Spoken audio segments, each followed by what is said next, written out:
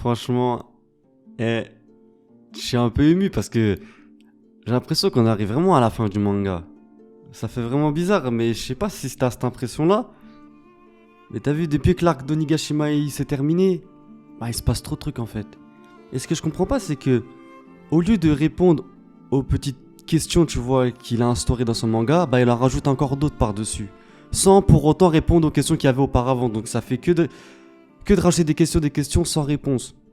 Mais bon, franchement, t'as l'impression que Oda en fait, il a envie de tout dire. Mais voilà, il y a quelque chose qui l'empêche en fait de tout annoncer. Peut-être son éditeur, je sais pas, mais j'ai l'impression qu'il a envie de faire, il a envie de tirer son manga encore plus longtemps qu'il ne faut, parce que quand tu regardes bien, là il reste plus grand chose en fait pour à Luffy pour donner le futur roi des pirates. Et maintenant, bon, même si c'était pas vraiment une surprise, on a appris que c'était pas réellement son rêve en fait. Il avait un autre rêve, mais je vais revenir là-dessus un peu plus tard. Caribou, déjà, ce qui me surprend, c'est que il est là, les gars. Je sais pas, ça fait combien de temps, mais ouais, c'était depuis l'ellipse en fait, le retour. Et Caribou, au fur et à mesure du temps, on a vu ses mini-aventures et tout, il est toujours resté avec les Mugiwara d'une certaine manière. Bon, même si voilà, il le compte pas comme un Mugiwara, et je te dis la vérité, hein, pour ceux qui pensent qu'il va rejoindre l'équipage, non, c'est mort. Parce qu'en fait, son caractère, il est trop surnois, vulgaire. Il a en fait trop un mauvais fond, tu vois. Et même s'ils mettent un flashback sur ce personnage pour expliquer le pourquoi du comment il est devenu comme ça, je pense que parmi les fans de la série, voilà, ça passera pas. C'est le fait qu'il a capturé des sirènes, qu'il a fait beaucoup de mal autour de lui. Je pense que là, ouais, même avec un flashback touchant autour de ce personnage, Oda n'arrivera pas, tu vois, à attendrir le cœur des fans de la série. Parce que c'est vraiment important. Oda peut pas se permettre de mettre des personnages antipathiques et vraiment détestables dans les Mugiwara. Donc voilà, c'est par rapport à ça que je pense qu'il rejoindra jamais l'équipage des Mugiwara. Après, concernant justement l'équipage, c'est une question que je me suis posée et que je te pose en même temps. Est-ce que toi tu regrettes le peu, voire pas du tout, le manque d'évolution en fait vis-à-vis du caractère des personnages? Je m'explique, en gros, tu sais, Luffy il a quand même passé un cap, c'est devenu un Yonko, il a battu Kaido, il a subi beaucoup de choses aussi, tu vois. La disparition de Ace, il est devenu beaucoup plus mature, quoi qu'on en dise, tu vois. Mais le fait qu'il ait toujours gardé le même caractère enfantin, est-ce que vous trouvez ça plutôt regrettable? Dans le sens où, s'il y avait seulement son caractère qui n'avait pas changé, on aurait pu. Et qui avait pas changé, on aurait pu dire c'est pas grave, les autres ils ont mûri et tout. Mais quand tu regardes bien, Nami, Chopper, Usopp, ils ont le même caractère. Sanji, toujours le même caractère, tu vois, avec les femmes et tout. Donc, moi je sais pas comment me situer par rapport à ça, parce que je me dis qu'une certaine manière, ça pourrait dénaturer l'essence même en fait des Mugiwara et de certains personnages. Et donc, je sais pas, franchement, je sais pas. Parce que One Piece, c'est un manga qui se veut un peu mainstream, donc tu vois, changer les personnages directement, sachant que ça peut impacter les ventes du manga et tout, en bien comme en mal, mais je pense qu'ils prendraient pas le risque. Je pense que c'est vraiment les petits détails comme ça en fait qui fait que Oda il a pas envie de trop changer les personnages. En tout cas, je trouve ça assez regrettable parce que quand même, voilà, Luffy il a une nouvelle stature maintenant, il a vécu beaucoup de traumas. Il devrait évoluer normalement et j'ai pas cette impression là. Alors peut-être que je me trompe, peut-être que j'ai pas réussi à voir les petits détails qui ont fait qu'il a changé, mais je trouve ça dommage. J'aurais kiffé qu'il s'affirme un peu plus en gardant quand même le même esprit du personnage, tu vois, qui est enfantin, qui s'amuse et tout. Je dis pas de changer tout ça. Mais voilà, ce serait bien qu'il y ait une petite évolution vis-à-vis des personnages et pourquoi pas une ellipse qui pourrait permettre ça justement. Donc si on les rend un peu plus âgés, je pense que ça pourrait être intéressant et qui partent encore une fois chacun de leur côté, tu vois, qui créent leur propre flotte, qui suivent encore leurs propres aventures. Et cette fois-ci, ouais, voilà, de manière un peu plus sérieuse et qui sont un peu plus investis en fait vis-à-vis de leur évolution personnelle, que ce soit aussi bien au niveau physique qu'au niveau psychologique. Mais bon, je pense pas que ça va arriver parce que voilà, là ça avance tellement vite, c'est tellement l'anarchie dans le monde de One Piece qu'ils ont pas le temps de faire tout ça. Ensuite, ouais, la question que je me suis posée c'était c'est quoi le rêve de One Piece One Piece. Lapsus. C'était quoi le rêve de Luffy? Parce qu'il leur a annoncé, il a annoncé son rêve. En plus, ça me tue parce que Luffy il a dit je voulais jamais annoncer. Alors qu'en fait, c'est c'est parce qu'il a ce rêve-là qu'il veut devenir le futur roi des pirates. On a vu un peu la réaction de tout le monde. On a vu certains qui ont rigolé, d'autres pas. Et c'est pour ça que je me dis en fait que Oda il avait tout prévu depuis le début et que tout est en lien. Parce qu'il a expliqué ce rêve à Sabo et Ace. On l'a vu grâce à Yamato. Parce que quand elle avait un flashback autour voilà, de l'histoire de Oden Kozuki, elle a vu que Luffy et Goldie Roger ils partageaient le même rêve. Et ces deux mêmes personnages, quand ils ont expliqué ce rêve aux membres de leur équipage, ben, ils étaient tous morts de rire en fait. Et vous vous rappelez quand Shanks il a dit ouais. En fait, tout part de là. Parce qu'en fait, si Shanks il a laissé Luffy manger le fruit du démon parce qu'il l'a laissé. J'ai fait des théories dessus, donc n'hésite pas à aller le voir. Mais même si t'es pas d'accord avec moi par rapport à ça, si il lui a laissé le chapeau de paille, il lui a donné le chapeau de paille de son capitaine, c'est par rapport à son rêve là. Parce que tu te rappelles, à l'époque, à Shabondi, Rayleigh, il a pensé au moment où Shanks, il avait revu Shanks en fait. Et Shanks, il avait dit qu'il avait vu quelqu'un qui avait prononcé les mêmes mots que son capitaine en fait. Et ben, à mon avis, les mêmes mots que son capitaine il avait prononcé à l'époque, c'était justement ce rêve là. C'est pour ça qu'on a vu que les deux ils avaient le même rêve à Wano Kuni. Donc j'aimerais bien savoir c'est quoi ce rêve. Je pourrais pas vous dire c'est quoi, mais apparemment, d'après ce que j'ai pu comprendre, c'est qu'en devenant roi des pirates, ben, ça pourrait lui permettre, en tout cas d'une certaine manière, de réaliser ce rêve. Donc à mon avis, c'est parce qu'il veut changer l'ère en fait, telle qu'on la connaît. Toujours comme Goldie Roger, il avait changé, il a créé l'ère de la piraterie comme on la connaît. Ben, je pense que Luffy il veut créer une nouvelle ère. Et peut-être même que inconsciemment, quand il était dans l'échafaud, peut-être que Goldie Roger il voulait créer l'ère que Luffy il va créer plus tard. Peut-être. Parce qu'ils partagent le même rêve. Donc, franchement, dites-moi dans l'espace de commentaires, c'est quoi. Pour vous, c'est quoi votre avis, le rêve de Luffy? Mais moi, pour moi, c'est un truc, voilà. Pour moi, c'est un truc enfantin, un truc marrant. Genre, il veut que tout le monde rigole, tout le monde s'amuse. Moi, je vois bien un truc comme ça. Aussi, on a vu un autre royaume, c'est celui de Lulusia. Il a été détruit par Im-sama. Et j'ai parlé avec mon pote dès que j'ai vu ce scan. Déjà, j'ai pété un câble. J'ai vraiment pété un câble. Là, j'ai parlé avec mon pote, on a parlé au moins pendant 20-30 minutes. Et en fait, moi, je suis arrivé à la déduction que finalement, c'était pas Im qui avait détruit justement cette île-là, mais c'était plutôt le Gorosei. Parce que rappelle-toi, à l'époque, il y avait le Gorosei. Vous vous rappelez quand on a vu Im s'asseoir sur le trône? D'ailleurs, Sabo, il l'a vu s'asseoir. Je sais pas comment il l'a fait. Je sais pas du tout comment il se fait pour pas le repérer. Mais bon, ça, c'est encore une autre question. Mais quand elle s'est assise sur le trône, les membres du Gorosei, ils ont dit dites-nous quelle partie de l'histoire vous voulez qu'on enlève en fait, en gros.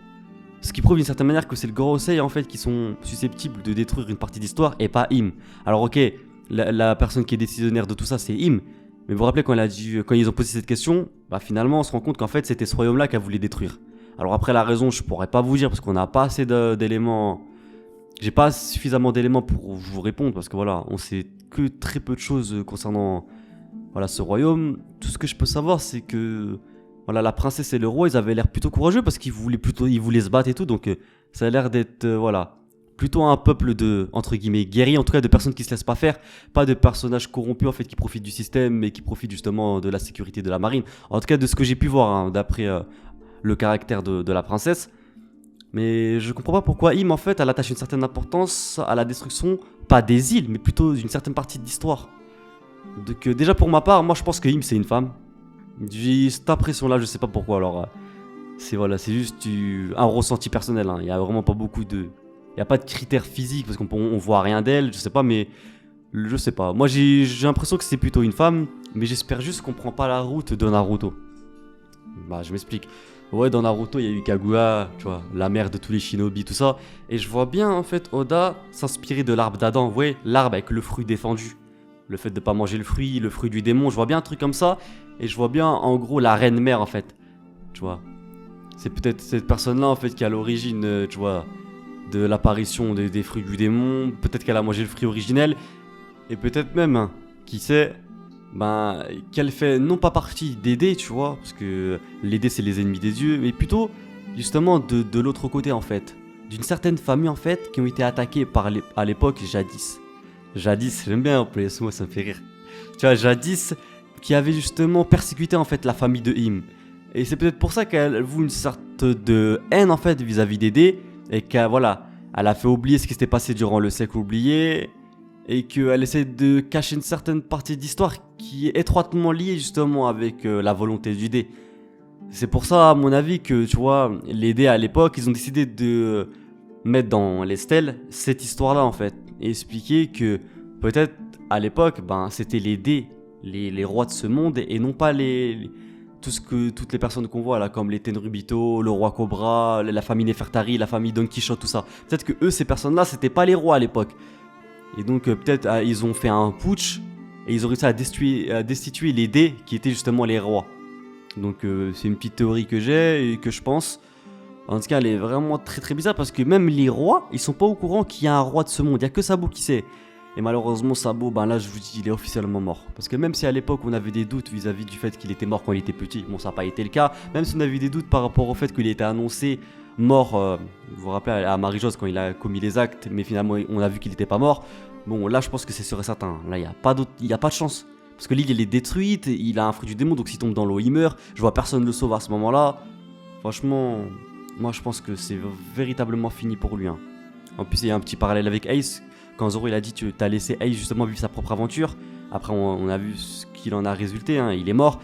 Ben, je pense qu'on peut faire le parallèle avec Sabo aussi qui a suivi sa propre aventure et justement ben, il est mort et malheureusement il n'a pas pu partager sa dernière info. La dernière info qu'il a pu partager c'est qu'il n'était pas à l'origine de la mort de Cobra. Mon Dragon il était au courant. Je pense que les révolutionnaires là ça va être l'heure pour eux d'avoir un très très grand impact voilà, sur le monde de One Piece. Il est temps à mon avis pour eux qui rentrent en jeu parce qu'il y a tout le monde qui rentre dans la bataille. Tu vois les membres du Gorosei, la marine avec tous les PX, mais les pacifistas je vais en revenir tout à l'heure. On a vu Luffy qui a carrément détruit l'équilibre du monde hein, d'une certaine manière en détruisant voilà l'équilibre avec Kaido et Big Mom, même s'il n'était pas tout seul, il a été aidé d'autres pirates de la pire génération. Mais bon voilà, tout ça pour dire que c'est vraiment l'anarchie et qu'il est vraiment temps, en tout cas pour les révolutionnaires, de entrer en scène et de enfin nous dévoiler leur réel plan. Parce qu'on sait très bien que eux, ils en ont marre en fait, tu vois, de ce deux poids deux mesures dans ce monde-là, qu'il y ait des Tenryubito qui s'enrichissent pendant qu'il y en a d'autres qui s'appauvrissent. Et donc le but des révolutionnaires, c'est de enfin stopper tout ça. En tout cas, comme j'ai dit au début de la vidéo, le manga il avance très très vite, un peu trop vite parce que voilà, il y a des informations partout. Il y a des informations avec, tu vois, les pirates de Barbe Noire, des informations avec Im-sama, avec le Gorosei, avec les révolutionnaires, avec les Yonko, avec tout. Franchement, et ça part dans tous les sens. Mais bon, franchement, moi je kiffe ce genre de chapitre. Hein. Mais je pense que ça va se calmer un peu avec le prochain chapitre parce que là, ça fait déjà 2 chapitres que voilà, ça part un peu rapide de tous les côtés. On n'a pas l'habitude, nous, on a l'habitude que voilà. Il donne une information, mais voilà, pas plus de 3-4 dans un chapitre. Mais là, il en balance partout. Aussi, voilà, on a vu que Jerry Bonny, elle était apparue devant l'équipage des Mugiwara. Et je vous jure que ce personnage-là, depuis longtemps, j'ai toujours trouvé mystérieuse.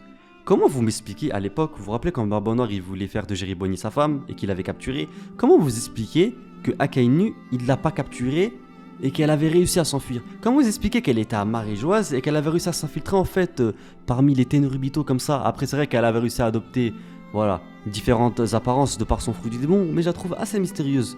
Elle est vraiment très très bizarre. À l'époque je pensais que c'était une Tenryubito, mais non je pense pas du tout. Mais franchement, c'est vraiment un personnage assez mystérieux. Et j'ai même l'impression que le Dr Vegapunk, il a utilisé son pouvoir en fait, il s'est inspiré de son pouvoir pour créer les pacifistas, comme il s'est inspiré justement, tu vois, du métabolisme des Lunaria, et qui s'est inspiré aussi du métabolisme de chacun des Shichibukai.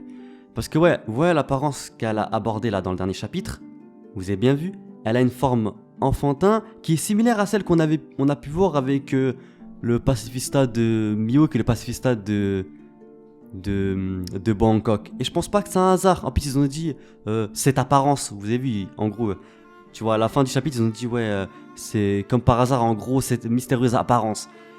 Tout ça pour vous dire que si on a vu la forme ultime des pacifistas dans le précédent chapitre et qu'on voit Jerry Bonny avec la même forme des pacifistas qu'on a vu dans le précédent chapitre, je le répète encore, je vous dis que c'est pas un hasard et qu'il y aura forcément un lien là-dessus. Peut-être qu'on va en apprendre un peu plus concernant son histoire, peut-être qu'elle va nous expliquer qu'elle a été capturée par le Dr Vegapunk, et peut-être que via son flashback avec le Dr Vegapunk on va enfin voir son apparence.